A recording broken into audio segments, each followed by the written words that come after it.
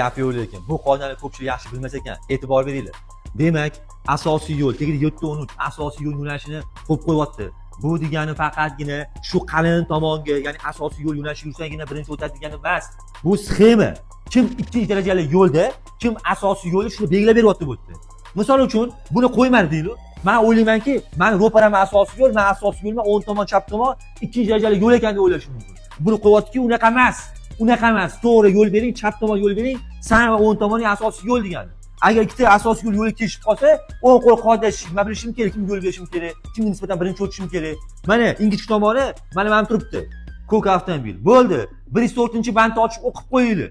Tartibga solinmagan, teng ahamiyatga ega bo'lmagan chorrahada ikkinchi darajali, ya'ni yo'l beridan chiqayotgan transport vositasi, asosiy yo'ldan chiqayotgan transport vositalari qaysi yo'nalishga yurishdan qat'iy nazar yo'l berish kerak. Yo'llar kesishyapti, bu o'tkazib oladi. Xohlasangiz to'g'riga, xohlasangiz o'ngga, chapga, orqaga qaytib ketmaysizmi?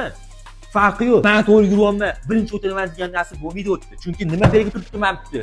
Yo'l bering. Tega sxema qo'yib qo'yapti. Kim asosiy yo'lni ko'rsatib qo'yapti. Kimga yo'l berishini ko'rsatib qo'yapti. To'g'ri bilan o'ng tomoni asosiy yo'lga e'tibor beringlar buni.